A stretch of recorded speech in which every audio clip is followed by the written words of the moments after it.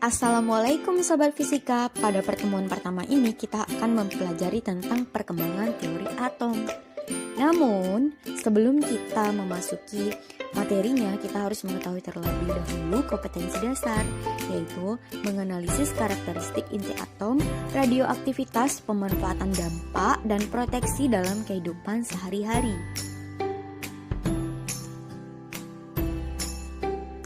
Nah, tujuan pembelajaran kita adalah siswa mampu menjelaskan perkembangan teori atom dan menjelaskan partikel penyusun inti.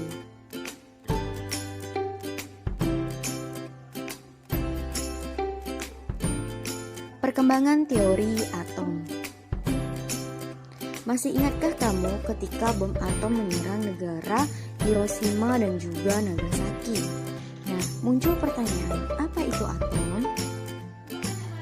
Pada 2000 tahun yang lalu, filsuf Yunani Demokritus telah menemukan cikal bakal adanya atom. Ia menyatakan bahwa zat tidak dapat dibagi menjadi bagian yang lebih kecil, dinamakan dengan atom. Atom berasal dari bahasa Yunani atomos, tidak dapat dibagi atau dipotong. Perkembangan teori atom yang pertama dikembangkan oleh ilmuwan Inggris John Dalton tahun 1766 sampai dengan 1844. Dalam teorinya, ia menyatakan bahwa pertama, atom-atom suatu unsur semuanya serupa dan tidak dapat berubah menjadi atom unsur lain. Kedua, dua atom atau lebih dari unsur-unsur berlainan dapat membentuk suatu molekul. Teori perkembangan atom yang kedua adalah teori atom Thomson. Sebelum Thomson menemukan teorinya, telah ada terlebih dahulu cikal bakal munculnya teori Thomson, yaitu dari penelitian fisikawan mengenai tabung lecutan gas. Nah, perhatikan percobaan Thomson berikut ini. Dalam percobaannya, Thomson menggunakan sebuah tabung sinar katode. Beda potensial tinggi yang digunakan pada percobaan ini, sehingga mempercepat laju gerakan partikel dari katode menuju anode. Dan partikel ini menumbuk tabung layar.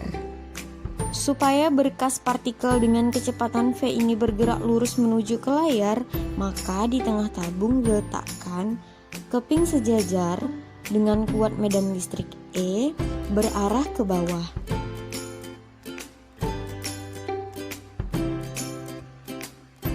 Uji coba berikutnya adalah untuk mengetahui medan magnet di sekitar tabung katode. Didekatkanlah magnet datang, kemudian didekatkan lagi, nampak adanya perubahan sinar katode ke atas dan juga ke bawah. Maka dari pancaran sinar ini didapatlah perbandingan antara E dan juga per M. Nah, dari hamburan sinar ini kita melihat bahwa adanya sudut theta E yang terbentuk dari arah sinar yang terbentuk ke bawah tadi. Maka didapatlah perbandingan E per M sama dengan E theta E per B kuadrat L. Nah, dari sini dapatlah nilai dari perbandingan E per M sama dengan minus 1,76 kali 10 pangkat 8 C per G. Dari percobaan yang telah dilakukan didapatkanlah teori atom Thomson. Ia mendapatkan nilai E per M dari elektron. Nah, muncul pertanyaan, apa itu elektron? Elektron adalah partikel paling dasar dari suatu atom. Pernyataan Thomson, elektron bermuatan negatif dan perlu untuk dinetralkan. Atom berbentuk bola padat dengan muatan listrik positif tersebar merata di seluruh bagian bola. Muatan-muatan positif ini dinetralkan oleh elektron bermuatan negatif yang dikenal dengan model atom roti kismis. Model atom berikutnya adalah model atom Rutherford. Sebelum kita mendapatkan teorinya, perhatikanlah percobaan berikut ini.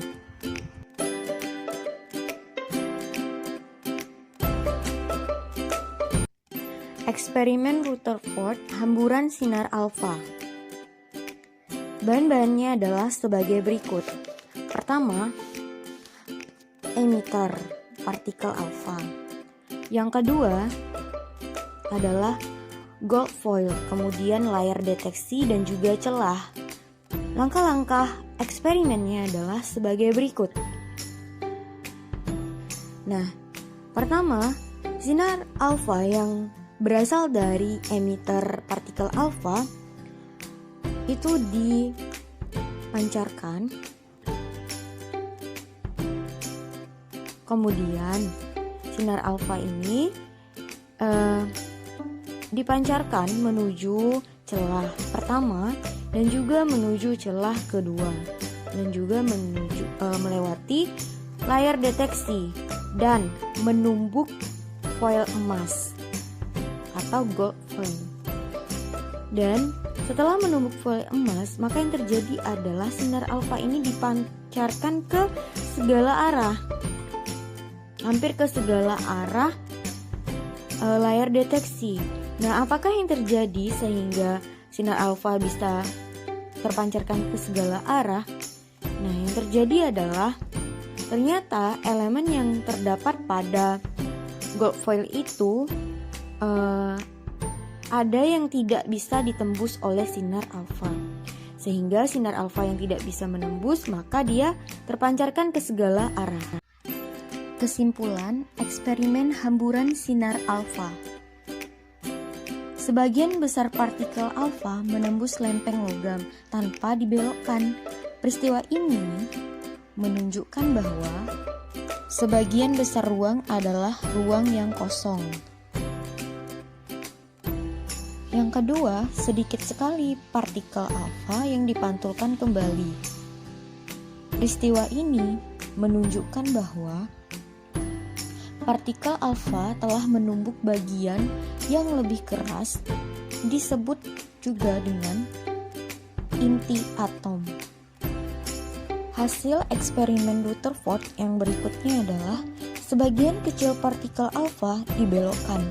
Peristiwa ini menunjukkan bahwa muatan inti atom adalah sejenis dengan muatan partikel alfa. Maka terjadilah gaya tolak-menolak di antaranya. Dari kesimpulan yang telah didapatkan oleh Rutherford, maka teori J.J. Thomson terbantahkan. Dari itu, Rutherford mengajukan model atom Rutherford yang berbunyi: pertama, semua muatan positif dan sebagian massa atom berkumpul pada sebuah titik di tengah-tengah atom yang disebut juga dengan inti atom. Yang kedua, inti atom dikelilingi oleh elektron-elektron pada jarak relatif jauh.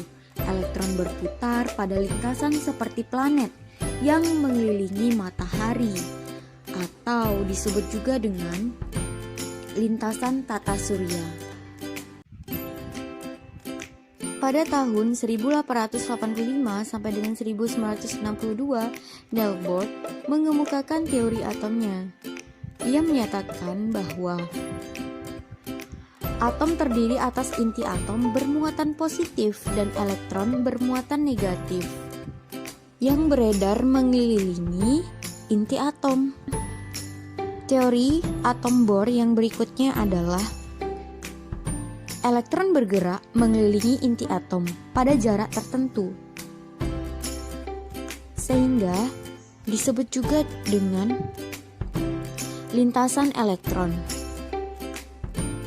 Kemudian, pada teori atom yang berikutnya, ia menyatakan elektron yang bergerak pada lintasan yang lebih tinggi, maka elektron menyerap energi, sedangkan lintasan yang lebih rendah, elektronnya memancarkan energi. Demikianlah pembelajaran kita pada pertemuan pertama ini. Terima kasih telah menyaksikan. Wassalamualaikum warahmatullahi wabarakatuh.